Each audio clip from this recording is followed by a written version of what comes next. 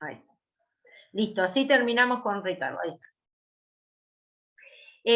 Yo había puesto en la pizarra el tema de la ley de granos. Acuérdense que un poco el contexto histórico también hace a los conceptos que ponen, o que, sobre lo que escriben.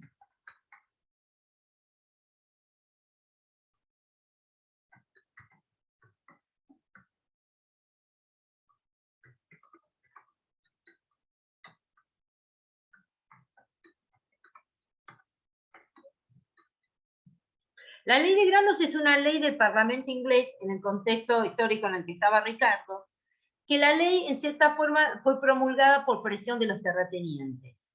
Esta ley era de carácter proteccionista, por eso a veces uno ve la línea o las ideas que planteaba tanto Smith como Ricardo, eran muy críticos del proteccionismo en función de ese contexto histórico. Piense que el proteccionismo no está mal. Yo había comentado un poco, inclusive con el mercantilismo, que a través de la protección, tanto Inglaterra como Holanda se protegieron y después se abrieron al mundo, con lo cual pudieron desarrollarse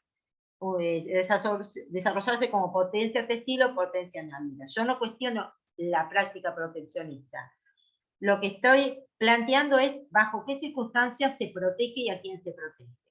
Por eso fíjense que es un poco, en la Argentina tuvimos el claro ejemplo de intentar sustituir importaciones, es decir, durante mucho tiempo la idea de protejo la industria nacional y después me abro al mundo a competir. Pasó con Finlandia, pasó con Corea, es decir, no es mal la propuesta. El tema bajo qué circunstancias yo aplico el proteccionismo con la idea de crecer y desarrollo como país. La crítica que hace Smith es al mercantilismo como proteccionismo que impedía que las colonias podían comercializar con otros países. Acuérdense, en América, es decir, España tenía la exclusividad con América. Ese proteccionismo es lo que criticaba Smith. Eso de obligar a las colonias a comprar algo caro porque no tenían libertad para comprar. Lo mismo va a pasar con Ricardo. Ricardo, ¿qué critica el proteccionismo? Una ley que protegía a un sector social, no es que protegía a Inglaterra y protegía a las personas para que los alimentos no fueran caros.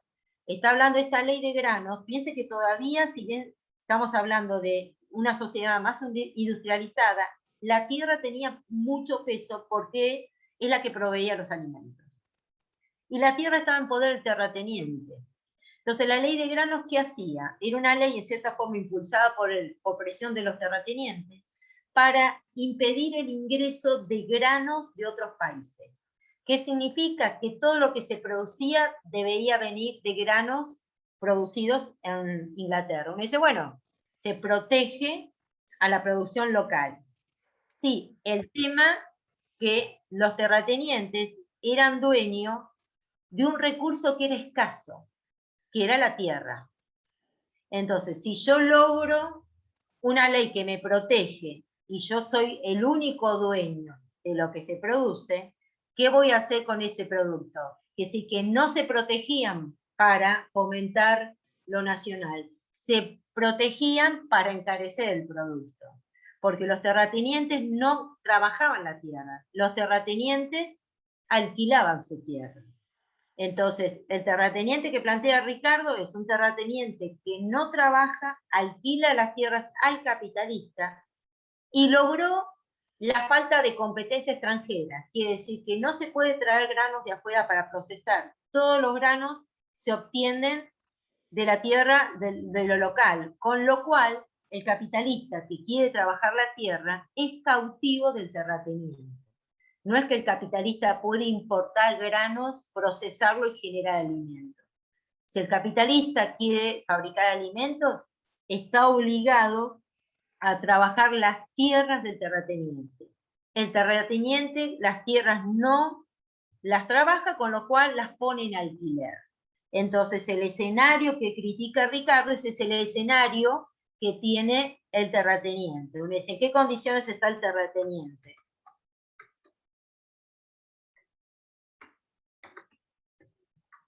Primero logró una ley que lo protege de la competencia extranjera.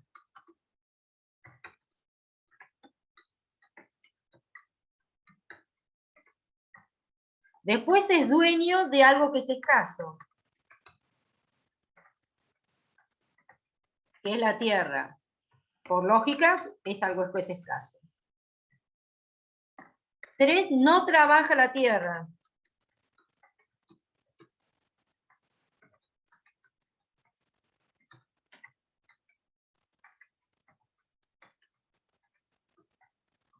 No trabaja la tierra y alquila el capitalista. Por eso Ricardo se detuvo en el terrateniente, es tan crítico, porque en el contexto que plantea Ricardo, el capitalista es el que más arriesga. Lo planteó en el proceso de producción y lo va a volver a plantear acá.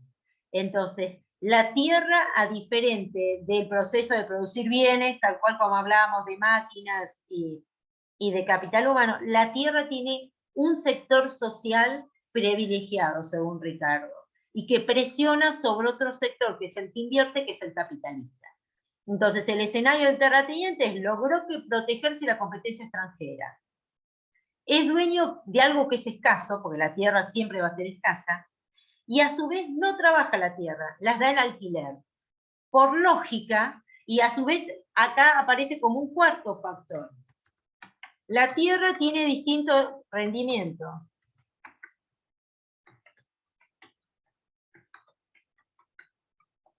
Según la calidad de la tierra. Un ejemplo concreto, no es lo mismo tener 100 hectáreas en la provincia de Buenos Aires que tener 100 hectáreas en el Chaco. El valor de la tierra es menor y generalmente el alquiler es menor por una cuestión de lo que se puede producir en cada tierra. Entonces, lo que está diciendo Ricardo es una obviedad. La tierra es escasa, a su vez la tierra tiene distinto rendimiento según la calidad. Ese es el escenario que tiene y el que va a usar Ricardo para expresar su teoría de la renta, de la distribución de la renta. Esto lo tengo que tener presente, si no me voy a... Entonces, estén atentos, copian, graben lo que quieran. Lo voy a sacar un segundito y vuelvo a lo que es el apunte, no se asusten. ¿Qué es lo que va a plantear Ricardo?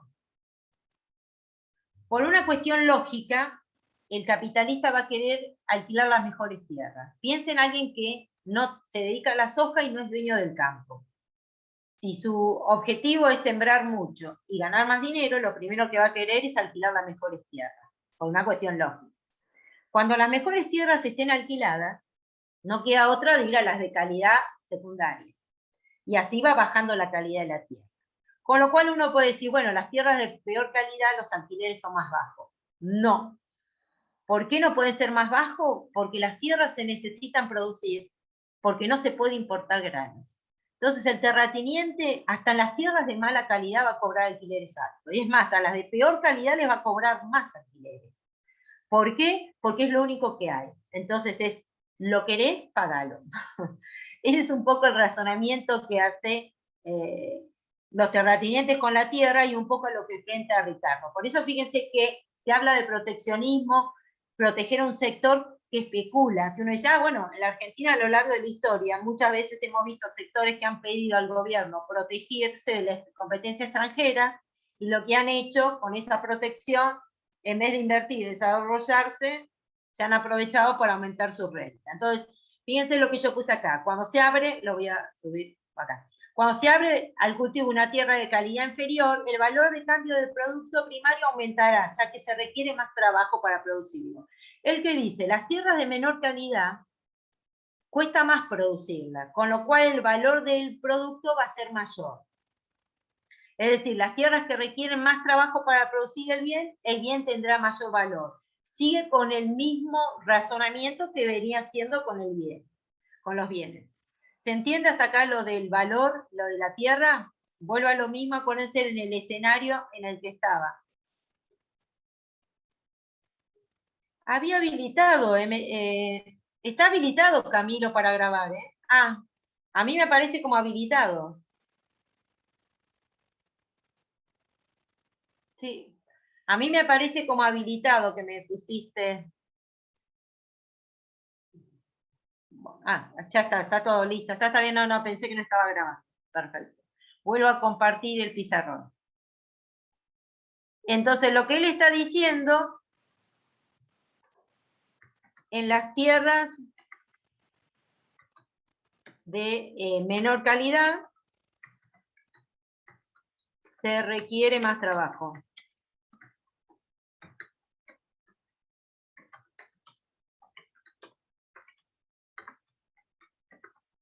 Eso estaría diciendo, de acuerdo a lo que él sostiene, que en las tierras de menor calidad se requiere más trabajo, el valor del bien aumenta. Hasta ahora, hasta lo que sostiene es acorde a lo que él decía, el valor del bien tiene que ver con la cantidad de trabajo incorporado. Vuelvo a lo que plantea acá. Entonces él se pregunta, ¿cómo se determina el valor del cambio? Bajo ese escenario, mala calidad, las tierras tienen, las de peor calidad, cuestan más, aparte, esas tierras no solamente requieren más trabajo, sino requieren más dinero para ser invertidas. Quiere decir que yo en la tierra de peor calidad tengo mayor cantidad de trabajadores y necesito como capitalista invertir más dinero. Con lo cual, por lógica, el capitalista solamente va a querer alquilar las mejores tierras. Entonces, lo que plantea Ricardo, ¿cuál es la propuesta para que todas las tierras sean producidas y no solamente las buenas? Entonces, ¿qué es lo que plantea Ricardo? Dice, según Ricardo, el valor del bien se determina por las horas de trabajo. Entonces, ¿cómo lo resuelve? Que el valor del bien se va a determinar por la cantidad de horas trabajadas en las peores tierras.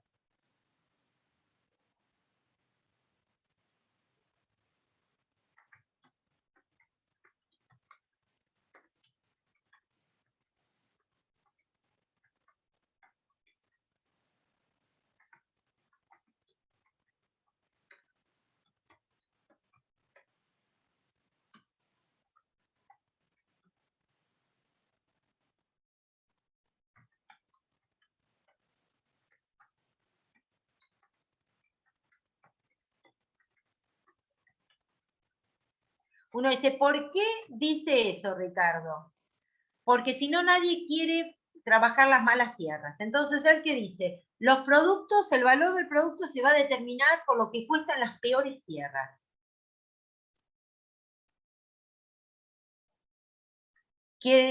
¿Puedo ponerlo más arriba, si lo pongo con un ejemplo? Sí, profe. Porque quiero borrar un segundito para que quede claro el ejemplo.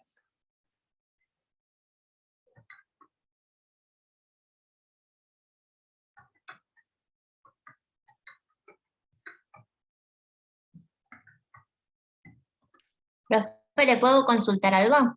Sí, ¿Esto es más allá de la calidad del producto? exacto, por eso lo voy a poner con un ejemplo.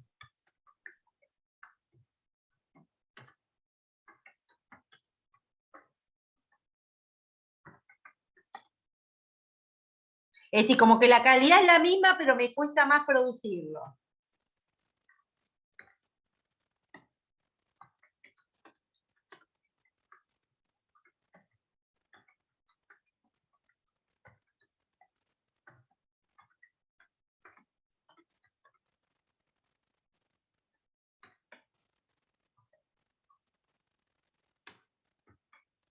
Él lo que está diciendo, fíjense lo que está diciendo.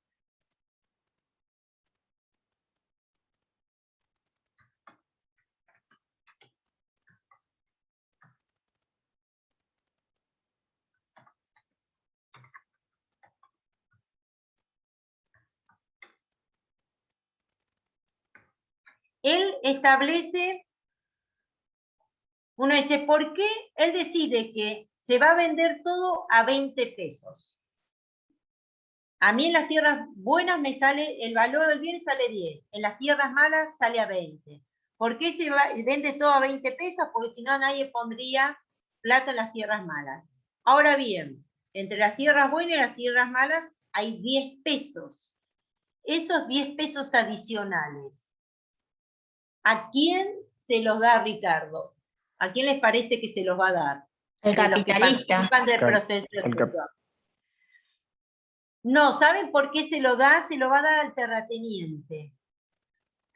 ¿Por qué se lo da al terrateniente? Porque si se lo da al capitalista de las tierras buenas se lleva más que el capitalista de las tierras malas.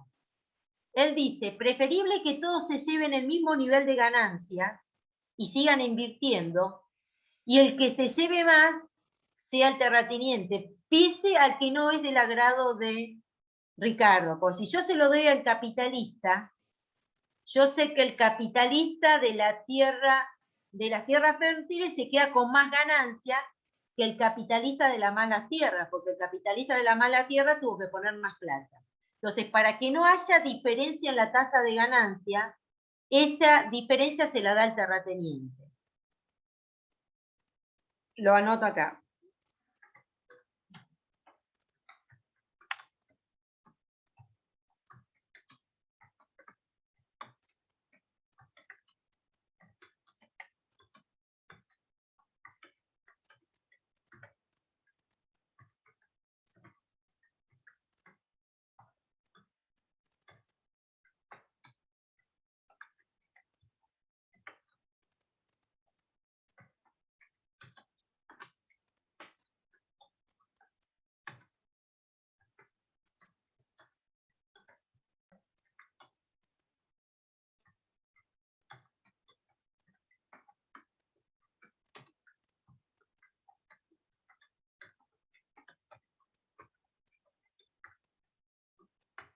Piense que es una clase social muy criticada, va a ser por Ricardo, porque él mismo va a sostener que la mejor forma de solucionarlo es esto.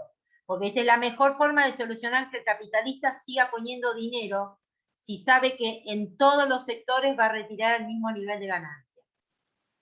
¿Eso que me garantiza? Si yo le digo, vos te vas a llevar la misma ganancia, sea tierras buenas y tierras malas, yo invierto en todo. En cambio, si a mí me dicen solamente tenés ganancia en las tierras malas, las tierras buenas no las siembro.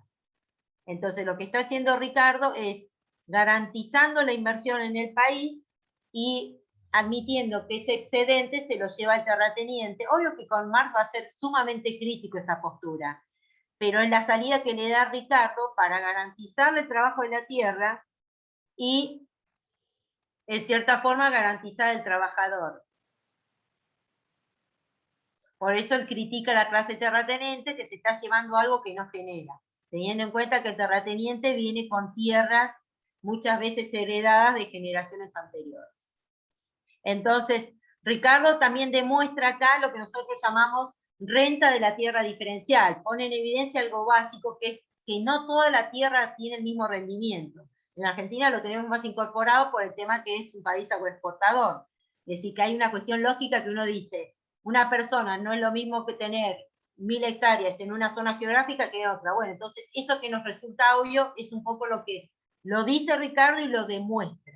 Por eso generalmente uno ve que algunos países, o en el caso de la Argentina, puede bajar los impuestos en sectores donde la tierra no es buena para fomentar la producción. Que es decir, que hay muchas cosas que a lo largo de la historia uno va viendo que están muy relacionadas con determinadas medidas que toma, porque uno dice, bueno, lo que dice Ricardo lo podía hacer un gobierno, y sí, un gobierno no garantizar la tasa de ganancia, lo que puede estar haciendo el gobierno fomentando la producción a través de subsidio o baja de impuestos, sin pensar en lo que hizo Ricardo, sino la idea de decir, bueno, yo quiero fomentar algo, directamente colaboro con eso. De cierta forma lo que estaría diciendo Ricardo es eso. ¿Preguntas, dudas de esto? No, profe. ¿No? Con esto estaríamos nosotros cerrando el tema Ricardo y nos queda la próxima clase, vemos Marx. Ya estamos terminando la parte de historia. Cuando dejamos la parte de historia es mucho más fácil lo que viene, así que un poco de paciencia. Y acuérdense que con Marx voy a hacer lo mismo. Comparto el material, ahora muestro un poquitito lo mismo, con una visión distinta.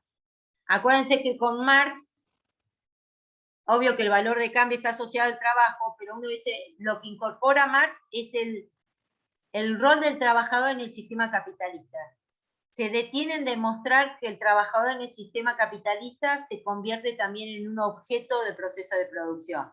Quiere decir que Marx es contemporáneo ya de las dos revoluciones industriales y las consecuencias del método capitalista. Esa idea de producir sin tener en cuenta las condiciones de trabajo. Entonces, Marx, si bien habla del valor de los bienes, remarca el rol del trabajador en el sistema capitalista. Entonces, demuestra, y tiene con qué fundamento, cómo en el sistema capitalista el trabajador también tiene un valor de uso, un valor de cambio. Como decía Smith y Ricardo, con los bienes, Marx lo va a plantear con las personas. Las personas también tienen un valor de uso, un valor de cambio. Y de cierta forma le explica Smith que en el sistema capitalista nunca coincide el valor del trabajo con el salario del trabajo. Eso que a Smith le costaba entender, Marx en cierta forma lo responde, pero fíjense que Marx está ubicado 100 años después de Smith, quiere decir que ya está instalado el capitalista como sistema. Y aparte acuérdense que otra de las cosas que va a plantear Marx va a ser una revolución para cambiar el sistema que daña las condiciones del trabajo, quiere decir que él habla también del concepto de revolución social. Entonces aparece el concepto de revolución social, las condiciones del trabajo, un poco describir la parte inhumana del sistema capitalista, más allá de la teoría del valor. Por eso lo comparto antes, yo sé que a veces Marx lo ven en otras disciplinas porque es multifacético, filósofo, historiador de base, y cada docente toma una parte de Marx. Nosotros tomamos solamente la económica, entonces algunos conceptos lo han visto, otros no, pero bueno, nosotros nos limitamos a la parte económica, no a la parte filosófica, que yo sé que en algunos lo han visto, o la parte sociológica. Esto lo comparto, así la próxima clase ya vemos Marx, nos falta ver Marx neoclásico y después nos metemos a los temas de microeconomía, que es el libro de Pérez Henry, que el libro de Pérez Henry nos va a acompañar toda la cursada. ¿Preguntas, dudas? Alguien que estaban, alguien pidió el grupo de WhatsApp. Acuérdense que todavía están ordenando los listados, quiere decir que todavía nos están apareciendo alumnos nuevos, así que si alguno pide algo, tratemos de ser solidarios porque los listados recién ahora se están actualizando, así que es un tema que no es fácil. Así que el que se incorporó hace poco, acuérdense que nosotros compartimos un poco material previo a cada clase, entonces eso nos ayuda un poco a orientarlos en los temas que vemos. Vuelvo a insistir, con lo que yo comparto no me puedo presentar al examen, pero me ayuda un poco para ir, si no llegué a leer el material, como para poder ir entendiendo los temas que vemos. ¿Preguntas, dudas que quieran hacer? Profe, dijiste que el parcial era escrito acá, ¿no? En esta materia. Sí, sí, sí. Listo. ¿Por qué hay parciales orales? ¿Qué, parcial presencial, profe? No, pero No. yo pensé que era múltiple choice también. No. O sea, Generalmente son algunas preguntas a desarrollar, son preguntas a desarrollar, de relacionar. Quizás hay múltiple choice en la parte de oferta, demanda, un poco de todo. Pero la parte de historia es más a desarrollar. Sí, Ángeles, nosotros, te contesto, el material está en el campus.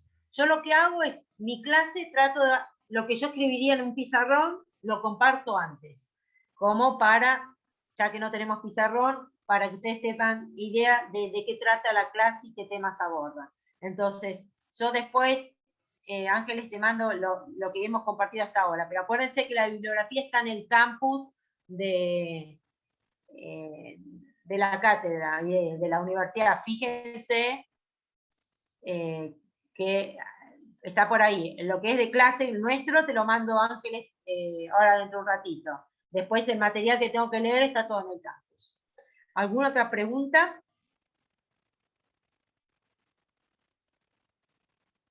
Bueno, entonces, próxima clase vemos Marx, si podemos adelantar Marx y si alguno lo ha visto, vemos Marx neoclásico y ya vamos a la parte de micro, que es mucho más dinámica. Acuérdense, si tienen tiempo, de ir mirando las preguntas de la guía, como para tener ideas y voy leyendo y voy entendiendo los temas. ¿Listo? Nos vemos la próxima, entonces. No, profe. Adiós.